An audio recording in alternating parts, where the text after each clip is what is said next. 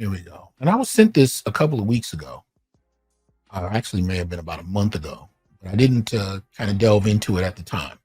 This is interesting, though. This is you can find this paper in a number of places. This particular site is phys.org, right? And what it looks at is the gendering of narcissism, right? So basically, there's a I don't know if I'd even call it a movement.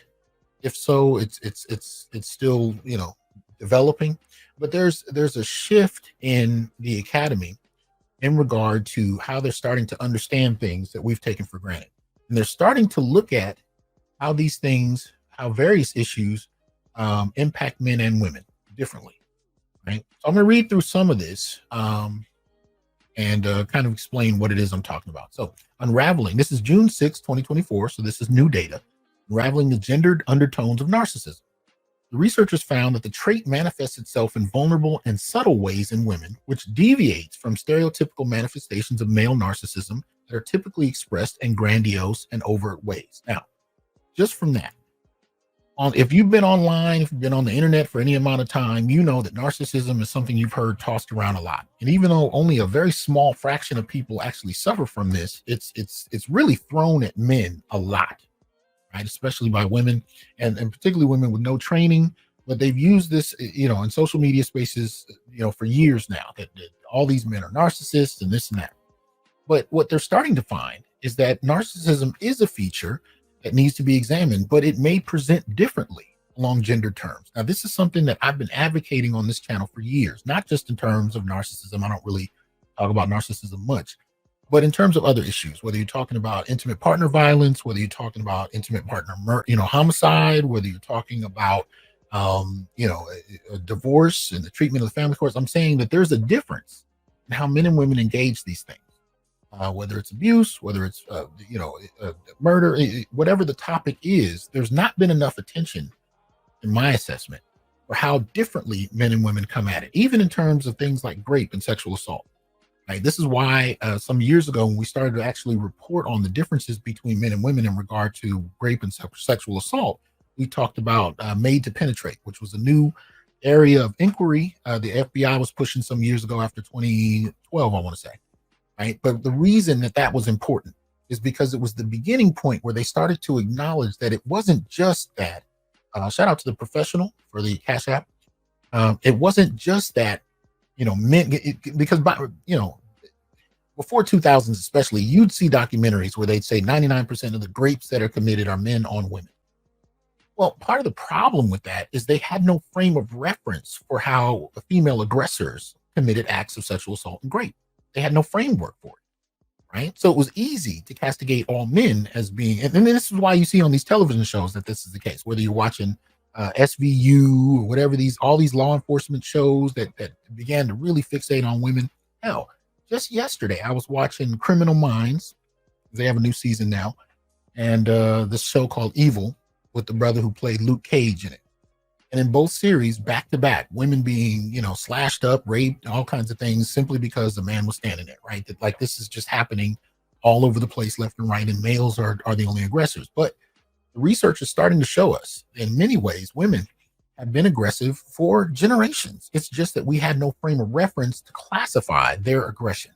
So often their acts, the acts of those things that women committed were often ignored or downplayed significantly for the narrative that men were the primary aggressors, and there wasn't anything else to talk about.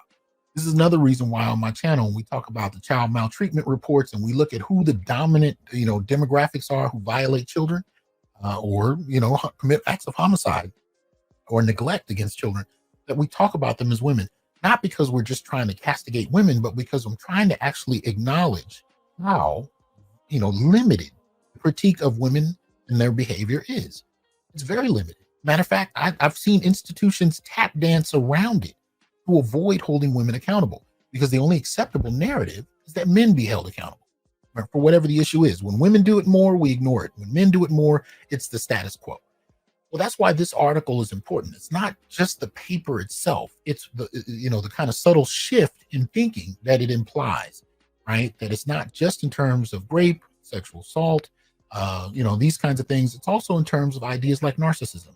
It's not that men are the primary, people that act it out. And unless it's acted out as men do, that it doesn't seem to happen. And the subtext being women don't suffer from narcissism the same way men do. And this paper is saying, yeah, they don't. They suffer from it along different terms. And because it presents differently, we don't acknowledge it. We ignore it. And so this paper is kind of trying to highlight how exactly that happens. So to continue, it says psychologist Ava Green, lecturer in forensic psychology at City, and Dr. Claire Hart, associate professor of psychology at the University of Southampton, have, for the first time, examined the combination of narcissism's origins and narcissism's role in violence. It is also the first time both male and female narcissism have been examined in detail. Studies have been published in the journal Sex Roles. Most research to date on interpartner violence focuses on grandiose narcissism and mostly on men.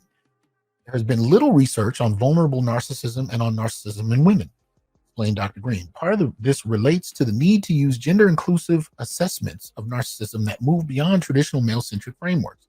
Our research addresses this gap. Now, this is interesting, too. What they're doing is they're not closing in on narcissism and as far as how women perform it as an attempt to balance out the scales or to simply to acknowledge it. This is a feminist push. They're looking at it as somehow narcissism has ignored women and made it male-centric, because I guess narcissism is supposed to be a positive, right? But they're looking at it as something that they need to, fix because women have been excluded and not studied enough. Now, I come at this differently. I look at it as women have been barred from being criticized to the same extent as men. But this is where you have to, kind of use some wisdom. And this is something Tommy Curry, is real good at. He kind of introduced me to it in terms of empirical work, because if I ran across new information and it looked to me like it was coming from this kind of feminist standpoint, I would just burn it. And he would be like, nah, don't burn it. He said, even if they have a different motivation for what they do, take the research and use it. Right. So in this sense, even though they're coming at it for a different set of reasons than I am, the information itself can be used and is relevant. It points out that women are not, less human, or, because the narrative we continue to see on television and film. Like I said, I just watched it yesterday in a couple of different shows I was watching, and a couple of movies for that matter, is that women are still sugar and spice and everything nice. Men are snips and snails and puppy dog tails, right? Or boys, right? And so males, of course, become toxic monsters, and women become these, floating deities, as I talked about earlier with psych-hacks, right? So these kind of works still kind of question that, even though they have a different motivation for doing so. Shout out to One and Done. Says look for 20 on that Cash App. Appreciate that, man. DC says, have you thought about promoting Black male organizations around Giving Tuesday? This would allow Black men to support Black men in the academics and grassroots. I'm not familiar with Giving Tuesday. Let me know what you're talking about there. Ghetto User, appreciate that support, says, I believe Dr. Clive Body has suggested the same thing. He puts the ratio at 1-2 men to 1-0 women. He makes the same claim as this study. All right, appreciate that. I'll look into it. All right, so let me get back to it here. All right. So Dr. Hart added, narcissism is a complex personality trait. We all exhibit narcissistic features to varying degrees, which can be expressed in both grandiose and vulnerable forms. I would actually argue more subtle, more so than vulnerable. Vulnerable in and of itself, it seems to maintain the narrative that women are these, these vulnerable beings that are being attacked at all ends, but don't have any agency in their own, in terms of their own behavior, even when that behavior is aggressive and problematic. Anyway, that's just the term they're using. Let's see what they mean by it. Individuals who exhibit more grandiose features are self-assured and socially dominant, whereas individuals who exhibit more vulnerable features are introverted and have lower self-esteem. Both grandiose and vulnerable narcissism share an antagonistic core demonstrated by high levels of entitlement and willingness to exploit others.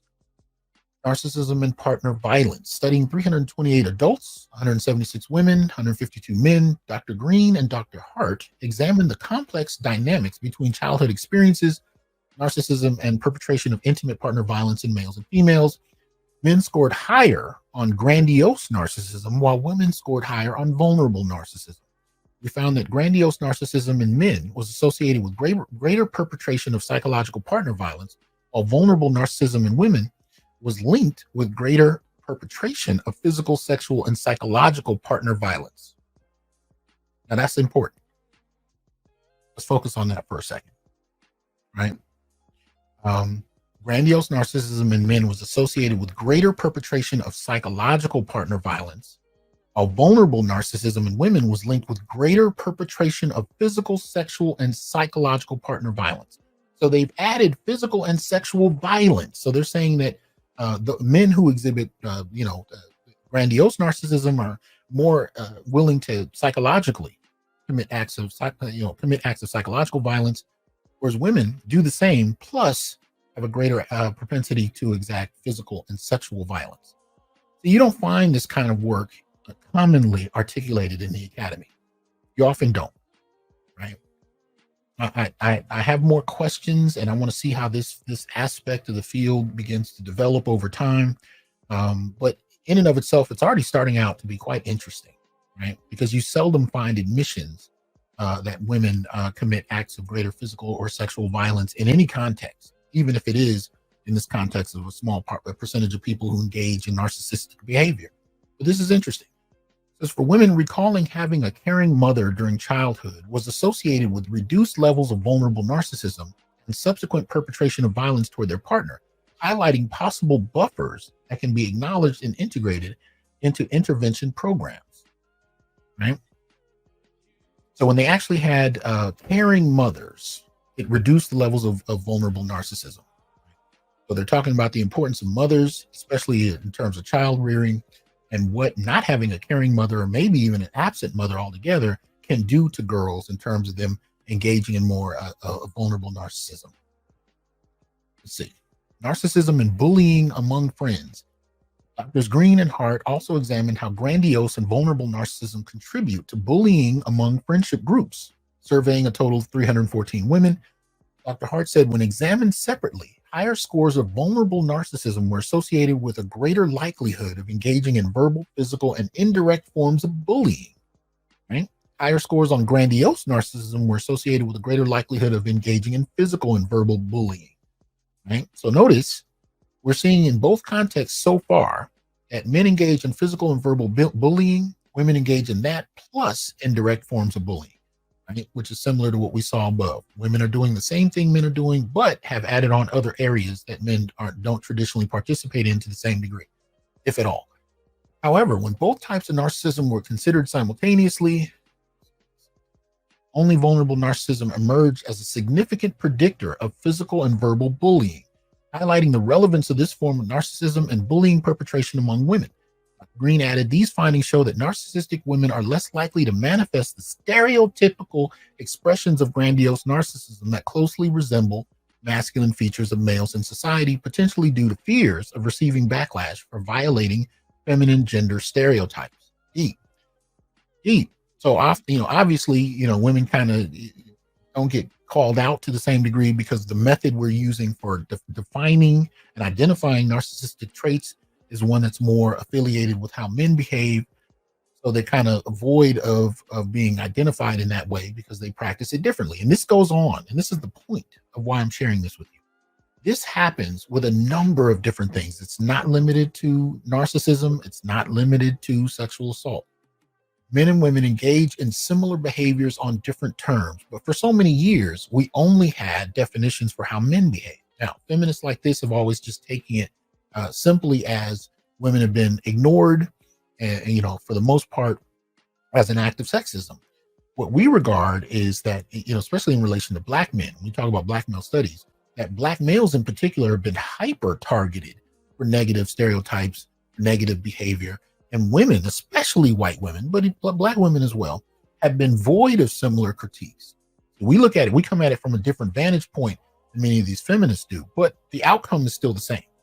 Right? Men, especially Black men, are hyper-targeted, hyper-criticized, and negatively so, where women tend to be pedestalized in many ways and ignored, especially when they commit acts. This is why I've been saying for years on this channel, we as a society do not know how to hold women accountable, and we don't know how to characterize acts of evil by women. This is why women are sentenced 65% less for the same sentences. We as a society and even as individuals do not know how to hold women accountable. That's why the two videos I played earlier with those two women pointing out women's behavior in regard to family court and law enforcement They were talking about it because it's not been talked about prior, especially by other women, right? That's why it was so important that we look at those videos. That's why it's so important we pay attention to these things, because they don't get held accountable. Not because of sexism, but in fact because unless you redefine sexism in terms of misandry, but we don't talk about women along those lines because they're still pedestalized and given favor that men, particularly Black men, do not get. I'll only read a little bit more of this. Matter of fact, hold on. I will put the link in the comments section for those of you who are interested. And I'll try to remember to put it in the description box. If I don't, just let me know in the comments and I will do so. Stuart Knight says Karen might be a manifestation of a narcissistic form. You might be right. You really might be right. Yeah, it is undiagnosed. I agree. And that might fall right there. All right. But like I said, I'll read a little more. Hi, Scholar. What's good with you, man? He says Karenism, huh? Oh, man. Yeah. And I agree with John. John says, I would venture to say that false accusations by women against men should be classified as sexual violence. Absolutely. Or some type of legal violence. Right? Because they're able to abuse a system that assumes their innocence and their willingness to speak the truth above and beyond what evidence can often provide. And men tend to find themselves on the receiving end of that. And we don't have the same capacity. You cannot at work accuse a woman of some type of sexual assault of some sort and be taken as seriously across the board as a woman. You're not going to be taken as seriously. And men have reported on this for years, officially and unofficially. So as it relates to human resources, you're generally not taken as seriously as women are. As if somehow you're incapable of speaking truth. But women inherently do. At least that's what's assumed, right? Okay, so I'll just read a little bit more. It says, instead, features of vulnerable narcissism, which more closely aligns with femininity, is a greater risk marker for offending behaviors in women, and as a consequence, more likely marginalized and disregarded due to its elusive and subtle features, which basically means that women are not held accountable or acknowledged to be narcissists to the same degree, simply because the definition of narcissism didn't include a specific form of how they engage. And I tend to agree. I think this is very interesting and very promising. It says a better understanding of the role narcissism plays in women can help to inform and tailor appropriate gender-specific interventions to reduce the perpetration of intimate partner violence and bullying. Now, what's interesting in this is they basically have made the argument that one of the precursors to, vulnerable narcissism is the absence or the total absence or the lack of a caring mother. They didn't seem to make any comments about whether or not what they're calling grandiose narcissism or narcissism as it relates to men has any relationship to a father's presence.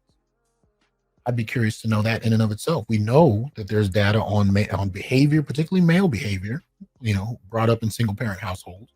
We know that in terms of incarceration. We know that in terms of academic performance. We know that in terms of certain psychological, engagements that men might turn to in the absence of not having had a father.